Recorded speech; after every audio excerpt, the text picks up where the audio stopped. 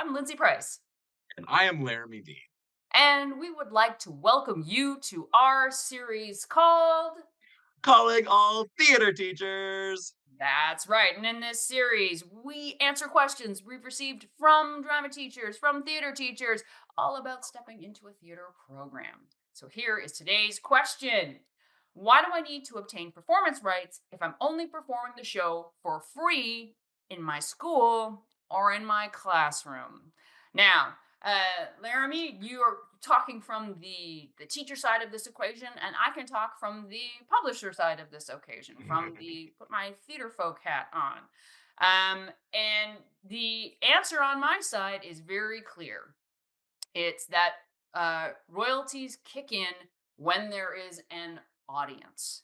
It doesn't matter if the audience is paying or not, but when there's someone watching you, then that means that the royalty has to kick in. Laramie, have you always known this as a teacher, or like when do you remember having to have this Hmm. knowledge? How did you learn this knowledge about performance rights? Oh man, I've been teaching high school for 14 years, and I've been teaching in general for 22 years.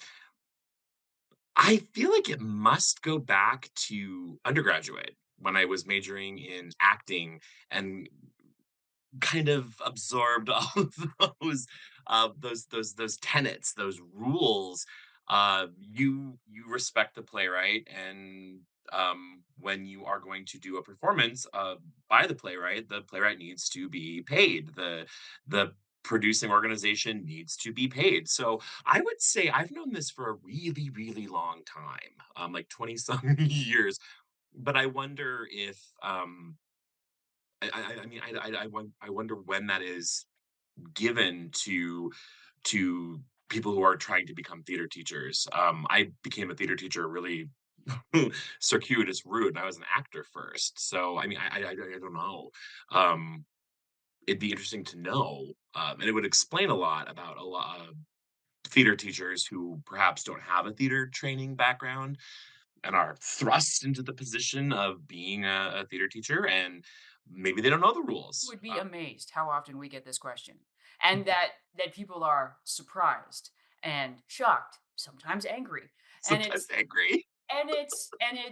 it's very hard to explain. If you're going to go into a store and you're going to buy a hammer, you don't get to not pay for the hammer because you're using it in a classroom, or you're using it, or You that have to buy the hammer. you have to buy the hammer, and somebody made the hammer, and someone is also getting paid for the hammer, like the store gets paid for the hammer.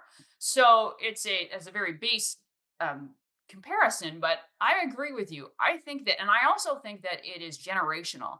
I think that a student will see a teacher talk about not paying for something, or just doing a play for free, or we're not going to tell the publisher that we're doing this. I've come across that too in my youth, about, oh, we're just going to put this on, and not take that extra step. And if a student sees that, and if they become a teacher, what are they going to That's do? passed They're down, it gets It's passed passed down. down. So from us to you, the most important thing to know is whatever publisher is on the cover of that play that you are doing, or whatever playwright, if there isn't a publisher, if there's a writer who probably has some information and contact information of the play that you are doing, um, needs to be contacted, and you need to find out that information.